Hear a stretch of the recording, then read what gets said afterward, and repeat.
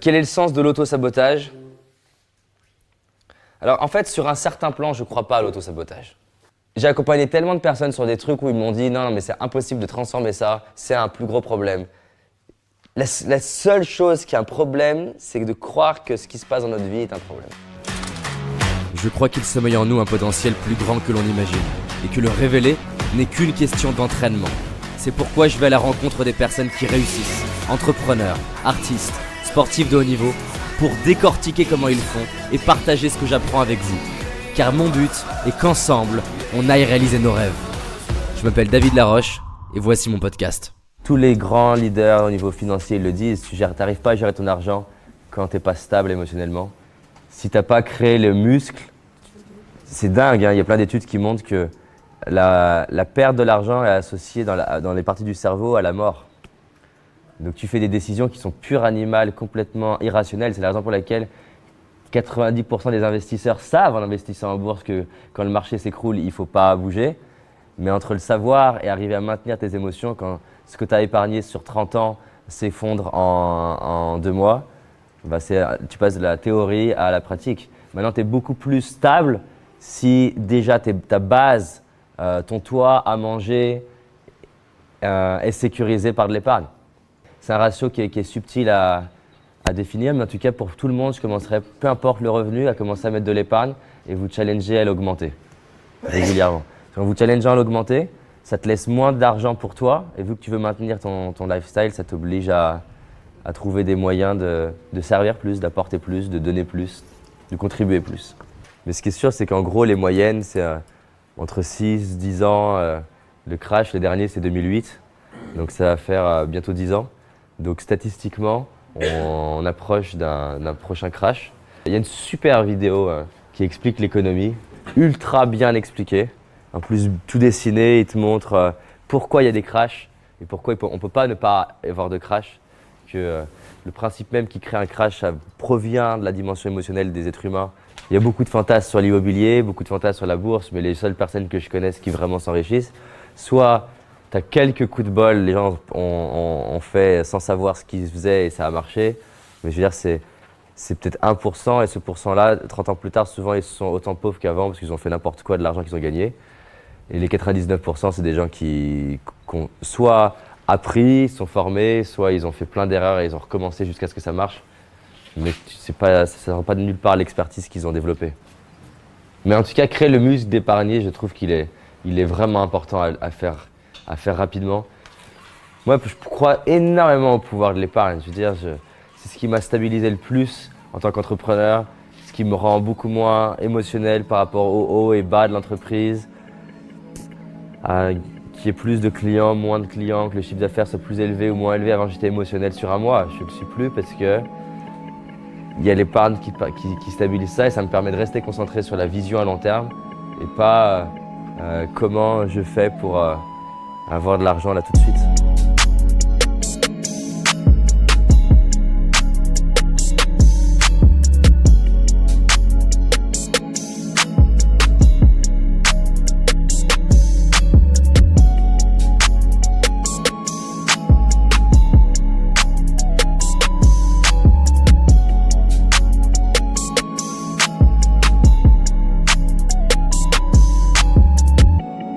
Et après, en plus, il y a ça et après, il y a les bénéfices secondaires. Ouais. C'est-à-dire qu'avoir ça comme bénéfice, il y aurait d'autres bénéfices. Oui, c'est ça.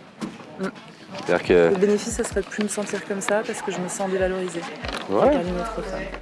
Puis ça prend du... Regarde, pendant que tu es en train de penser à ça, là, tu n'es pas sur ton business ou... Ouais, c'est clair. Donc ça prend du temps. C'est clair. Donc sur un plan, ça ralentit. Et ça se trouve qu'ils partent avec peut-être une bonne nouvelle. Hein. Ouais. Je dis pas que c'est agréable, c'est facile, non. Mais on sait pas.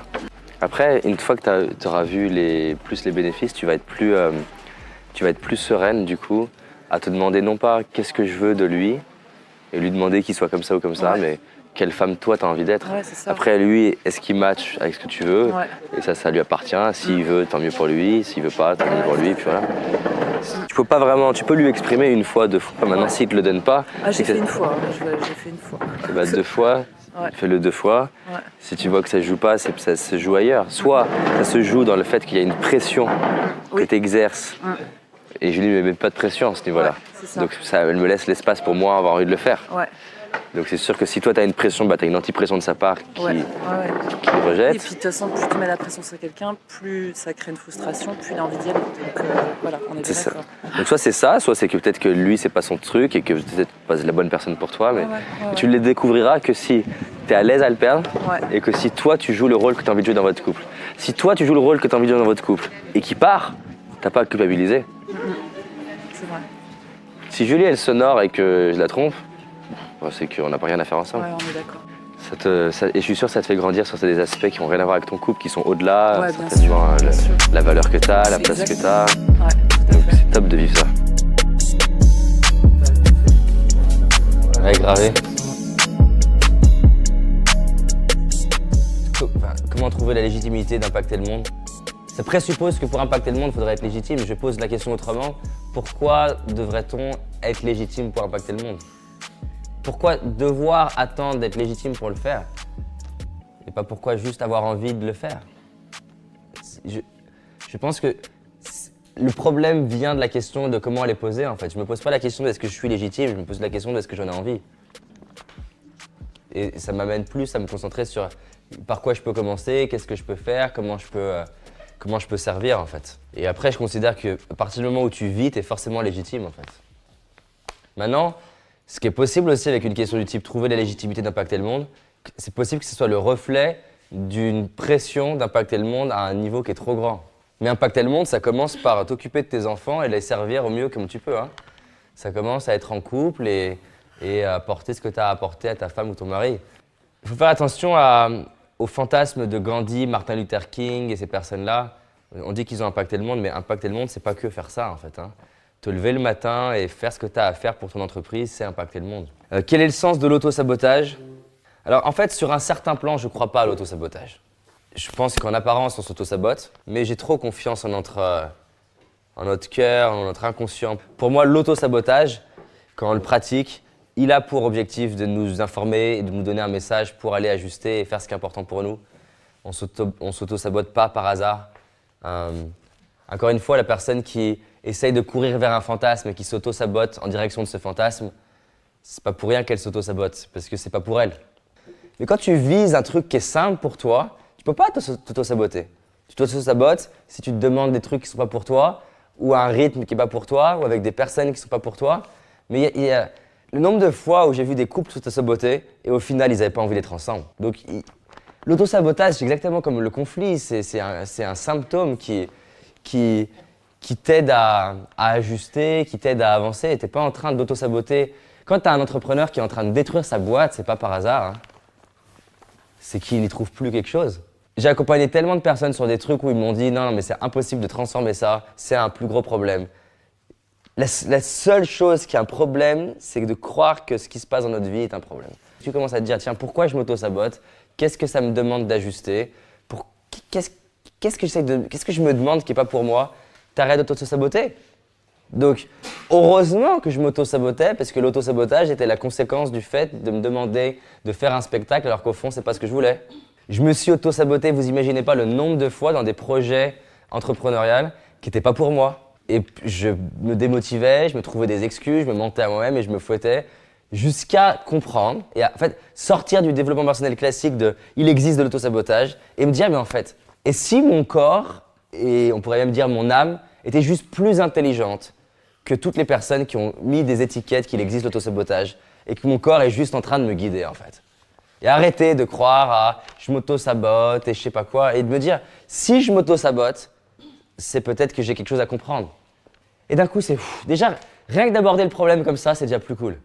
La personne, elle avait été en couple et à partir du moment où elle s'est mise en couple, l'homme est devenu sexuellement agressif et le moyen qu'elle a trouvé de réduire ça, c'est de prendre du poids et grossir. Et qu'elle s'est rendue compte, inconsciemment, hein, que plus elle était grosse, moins il avait envie et donc plus elle était sécurisée.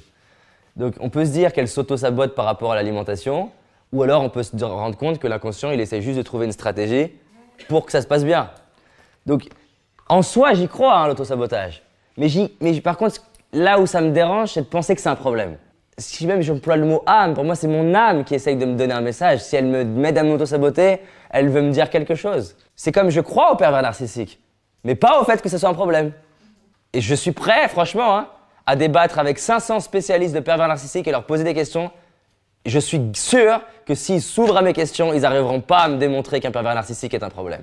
Moi, ce que je crois, c'est que c'est ni un problème, ni une opportunité, c'est toi qui choisis. Il y a un livre, Madness, il te montre que dans l'histoire, beaucoup de gens qui ont marqué l'histoire, ils étaient juste fous. Schizophrènes, dépressifs, burn-out, Churchill, plein, hein. Quand tu lis ça, d'un coup, tu te dis, mais est-ce que vraiment la schizophrénie est un problème? Est-ce que vraiment la dépression est un problème? Ça la remet en perspective. Ça ne veut pas dire que je souhaite aux gens d'être schizophrènes ou dépressifs. Mais là, tu es face à des faits de gens qui ont fait des trucs de dingue en partant de trucs étiquetés comme un problème. Je veux dire, Einstein, il était quand même pas loin de la folie. Hein. Je veux dire, se lever le matin et se dire, tu sais quoi, j'ai compris quelque chose en m'imaginant chevaucher un rayon de lumière. Je veux dire, il fallait l'imaginer quand même. La frontière, elle n'est pas facile. Hein. C'est-à-dire quand Van Gogh, par exemple, qui était un peu... maintenant, on se rend compte que des trucs qui peignaient avec des appareils scientifiques, on est en train de se rendre compte que quelque part, c'était là. Je veux dire, la frontière de la personne, elle est folle, ou alors elle voit des choses qu'on ne voit pas. C'est tellement complexe. Moi, je préfère croire, je suis peut-être dans mon délire, hein, mais je préfère croire que s'il existe la schizophrénie, c'est que l'univers est trop intelligent. Hein. Et pour moi, tout ce qui n'a pas de sens et n'est plus utile disparaît. Donc, il existe encore la dépression, c'est génial. Il m'arrive régulièrement quand les gens me disent « je suis en burn-out » de dire « super ». Vous imaginez pas le nombre de personnes que j'ai rencontrées qui ont fait un burn-out et qui, derrière, ont eu une vie extraordinaire. J'espère que tu as aimé ce podcast. Si c'est le cas, abonne-toi pour que je puisse te partager d'autres stratégies pour réussir tes rêves et tes projets. Laisse-moi un 5 étoiles, ça me ferait vraiment plaisir. Et si tu as envie d'aller plus loin, j'ai réalisé une vidéo qui s'appelle « Les 5 erreurs que font la majorité d'entre nous et qui va causer l'échec de nos projets, nos rêves et notre réussite. » En sachant qu'une seule de ces erreurs va t'empêcher de réussir et d'être pleinement heureux. C'est une certitude. C'est une vidéo gratuite, en tout cas pour l'instant, et pour la trouver, tape dans Google David Laroche, les 5 erreurs cadeaux. David Laroche, les 5 erreurs cadeaux. Et tu vas tomber dessus. Je te dis à très vite pour un prochain podcast et on avance ensemble.